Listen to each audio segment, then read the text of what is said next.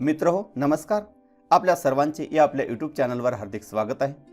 तर मित्रहो, मार्च 2022 मध्ये जी परीक्षा होणार आहे ती परीक्षा विद्यार्थ्यांना अवघड जाऊ नये, त्याचबरोबर परीक्षेमध्ये कोणत्या प्रश्नांचा समावेश होऊ शकतो, त्याचबरोबर प्रश्नांचे स्वरूप कसे असेल, उत्तरे कशी लिहावीत, यासाठी प्रत्येक विषयावर आधारित राज्य शासनाने क्वेश्चन बँक निर्माण केलेली आहे. त्यामध्ये इतिहास व राज्यशास्त्र या विषयावर आधारित जी क्वेश्चन बँक आहे त्यामध्ये प्रत्येक घटकावर आधारित प्रश्नसंच निर्माण केलेले आहेत. यापूर्वीच्या व्हिडिओमध्ये आपण पाठ पहिला इतिहास लेखन पाश्चात्य परंपरा या पाठावर आधारित आपण व्हिडिओ बनवलेला आहे. त्याची लिंक आपणास या व्हिडिओच्या डिस्क्रिप्शन बॉक्समध्ये दिली जाईल. त्याचबरोबर या व्हिडिओमार्फत आपण पाठ दुसरा इतिहास लेखन भारतीय परंपरा या पाठावर आधारित जे प्रश्न आहेत ते आपण उत्तरासहित पाहणार आहोत. यामधील बरेच प्रश्न मार्च 2022च्या परीक्षेमध्ये येऊ शकतात, त्यामुळे विद्यार्थ्यांनी हा व्हिडिओ शेवटपर्यंत पहा. त्याचबरोबर पुढील पाठावरील व्हिडिओ आपण या चॅनलवर अपलोड करणार आहोत, त्यामुळे आपण या चॅनलला नक्कीच सबस्क्राईब करा. व्हिडिओ आपल्या जास्तीत जास्त मित्रांपर्यंत शेअर करा. तर सुरू करूया इतिहास लेखन भारतीय परंपरा. यामध्ये प्रश्न पहिला अ जो आहे तो म्हणजे दिलेल्या पर्यायापैकी योग्य पर्याय निवडून विधाने पूर्ण करा. त्यामध्ये पहिला जो प्रश्न आहे तो म्हणजे पहिले जे विधान आहे ते म्हणजे भारतीय पुरातत्व सर्वेक्षण खात्याचे टिंबटिंब हे पहिले सरसंचालक होते. यासाठी 4 पर्याय असतील. त्यामध्ये अ अलेक्झांडर कनिंगहॅम, ब विल्यम जोन्स, क जॉन मार्शल आणि ड फेडरिक मॅक्समुलर. तर याचे योग्य उत्तर आहे पर्याय क्रमांक अ अलेक्झांडर कनिंगहॅम. त्यानंतर आपण दुसरे विधान पाहूया. दुसरे विधान आहे हितोपदेश या संस्कृत ग्रंथाचा जर्मन भाषेत टिंबटिंब यांनी अनुवाद केला. यासाठी पर्याय अ जेम्स मिल, ब फेडरिक मॅक्समुलर, क माउंट स्टुअर्ट एलिफन्स्टन आणि ड जॉन मार्शल. तर यापैकी योग्य उत्तर जे आहे ते म्हणजे पर्याय क्रमांक ब फेडरिक मॅक्समुलर. त्यानंतर आपण तिसरे विधान पाहू. तिसरे विधान आहे कल्लन याने लिहिलेला टिंबटिंब हा काश्मीरच्या इतिहासावरील ग्रंथ आहे. यासाठी पर्याय अ हर्षचरित, ब अकबरनामा, क राजतरंगिणी आणि ड हितोपदेश.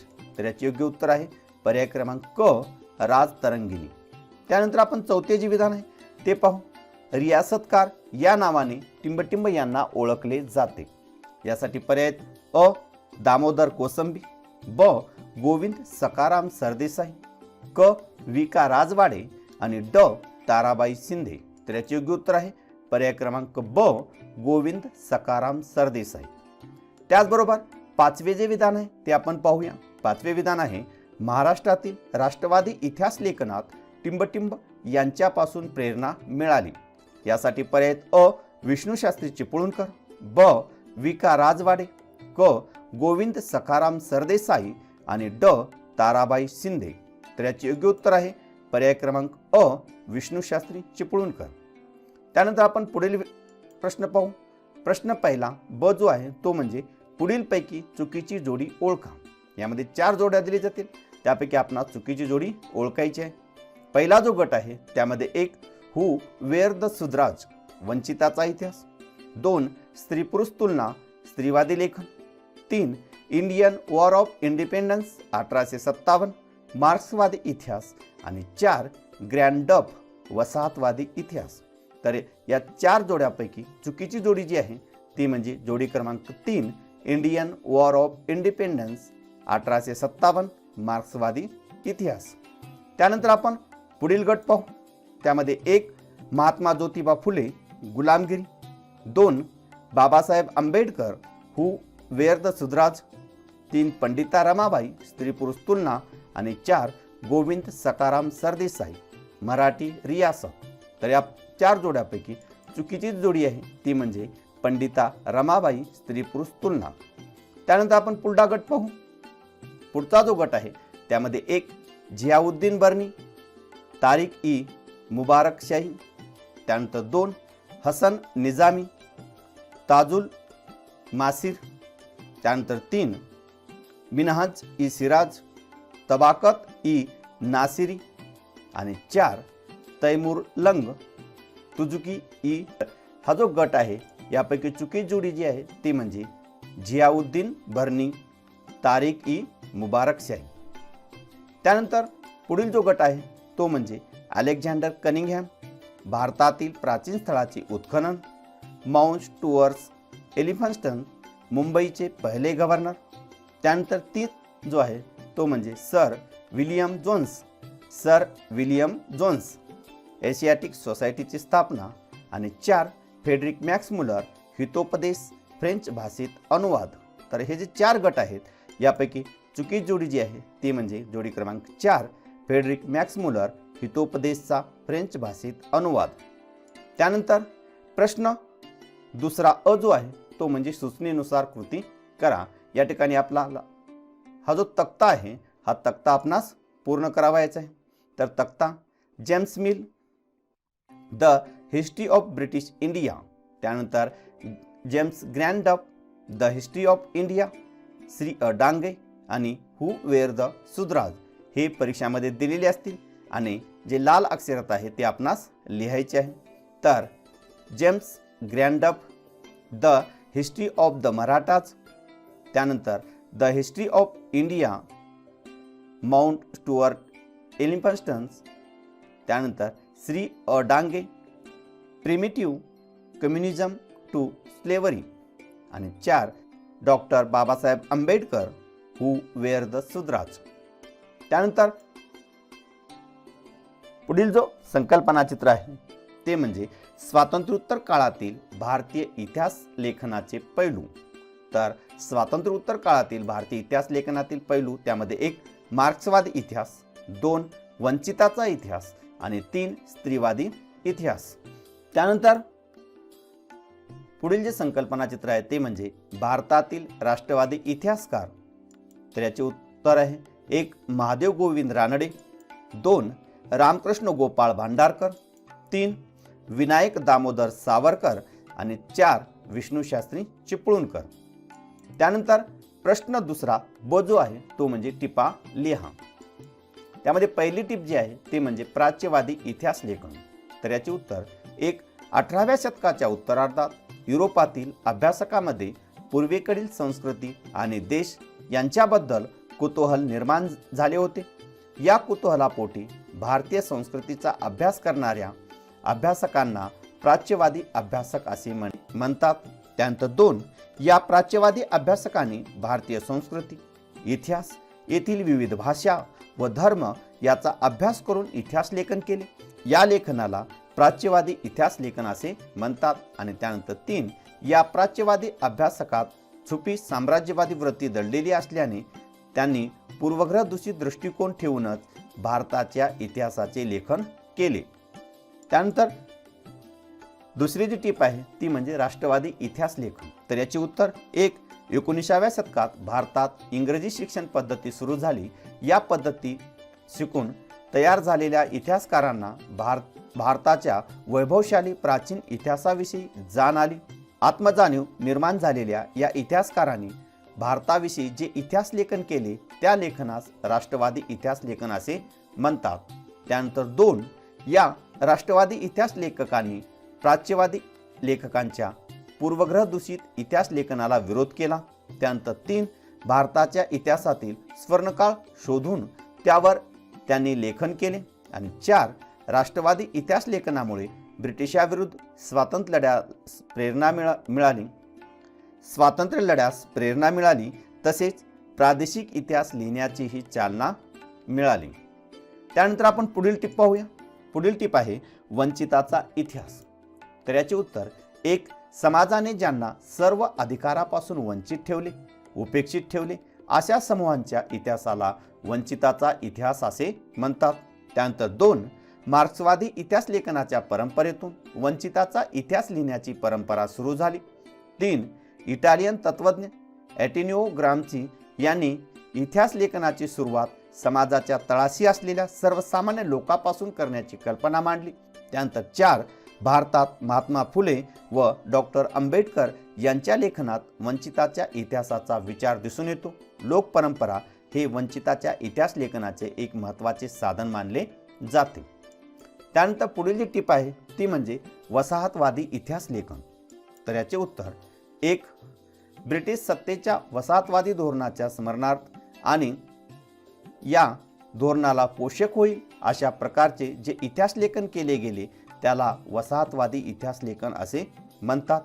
त्यानंतर 2.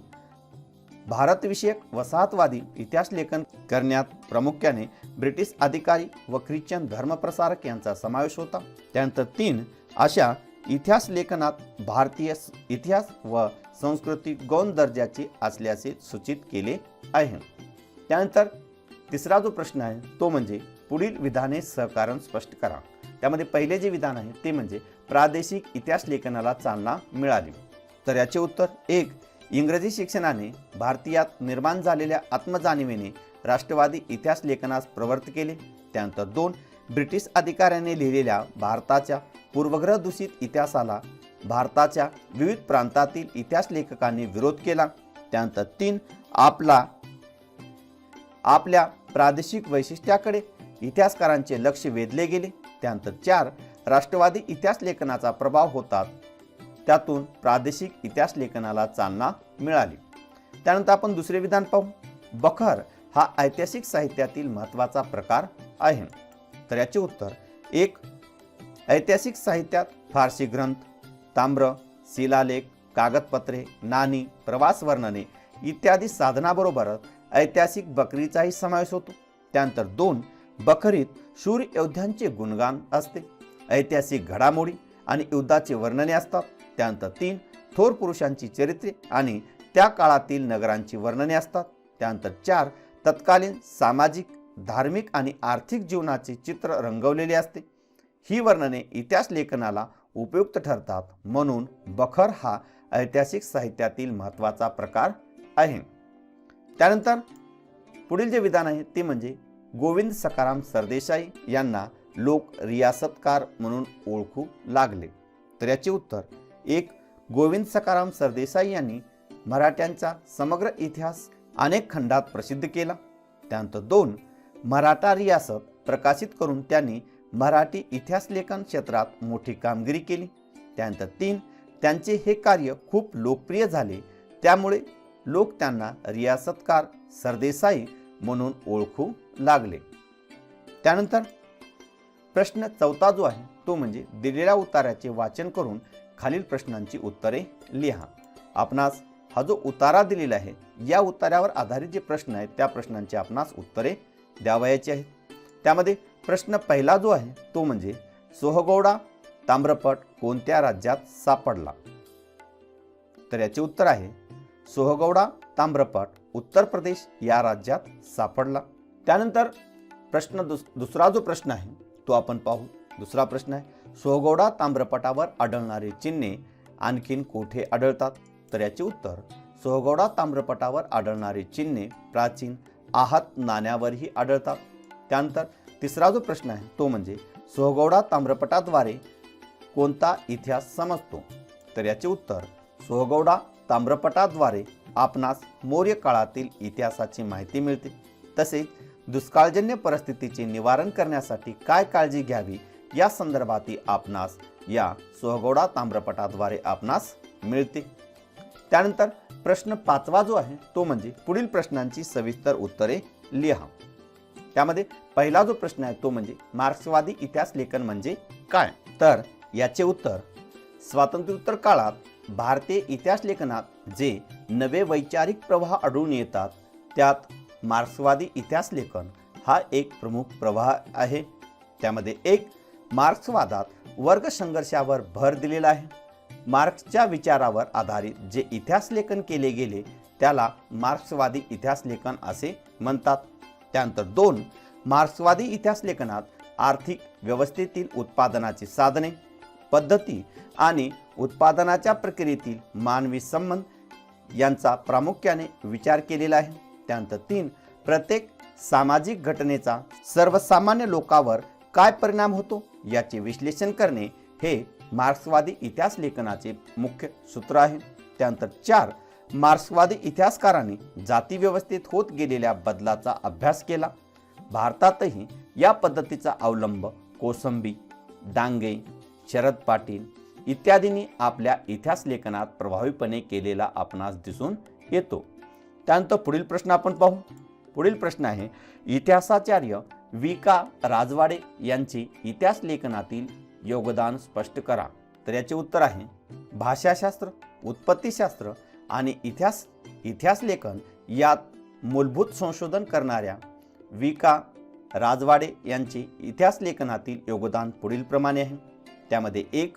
राजवाडे यांनी मराठ्यांच्या इतिहासाची साधने असे शीर्षक असणारे 22 खंड संपादित केले। त्यानंतर 2. इतिहास म्हणजे भूतकालीन समाजाचे सर्वांगीण समग्र जीवन दर्शन होय हा विचार मांडला। त्यानंतर 3.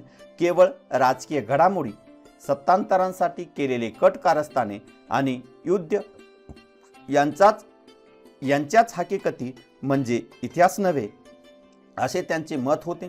त्यानंतर 4. आपला इतिहास आपणच लिहिला पाहिजे हा विचार त्यांनी भारतीय इतिहासकारांना दिला। त्यानंतर 5. अस्सल कागदपत्राच्या आधारे इतिहास लिहिला गेला पाहिजे याबद्दल ते आग्रही होते। 6. स्थळ, काल व व्यक्ती या त्रयींनी बद्ध झालेल्या मानवी प्रसंगाचे वर्णन इतिहास लेखनात असायला हवे असे त्यांचे मत होते। इतिहासाचार्य राजवाडे यांनी केलेले ऐतिहासिक लेखन व मांडलेली मते हे इतिहास लेखनाला दिलेले मोठे योगदान आहे। त्यानंतर पुढील प्रश्न आपण पाहू। पुढील प्रश्न आहे, इतिहासातील स्त्रियांच्या स्थानाचा नव्याने विचार होणे आवश्यक होते। तर याचे उत्तर 1.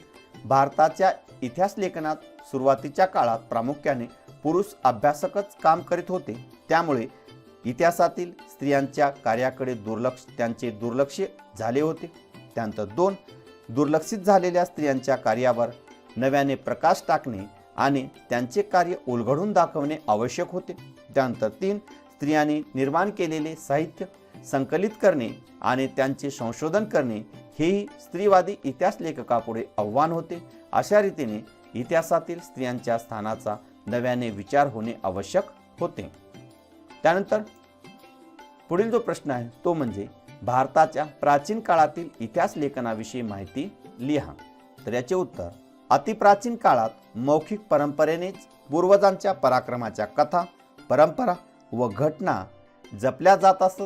त्यामध्ये 1. इसवी सनाच्या 3ऱ्या सहस्रकापासून म्हणजे हडप्पा संस्कृतीत लेखनकला अस्तित्वात आली, परंतु ही लिपी वाचण्यात संशोधकांना अद्यापही यश आलेले नाही। त्यानंतर 2. कोरीव लेखांच्या स्वरूपातील लिखित साहित्य हे भारतातील सर्वाधिक प्राचीन असे ऐतिहासिक साहित्य होय। सम्राट अशोकांनी दगडावर व दगडी स्तंभावर कोरलेले इसवी सनापूर्वी 3ऱ्या शतकातील हे लेख होते। त्यानंतर 3. इसवी सनाच्या 1ल्या शतकापासून धातूची नाणी, मूर्ती, शिल्पे व ताम्रपटावरील कोरीव लेख हे प्राचीन इतिहास लेखन होय। त्यानंतर 4.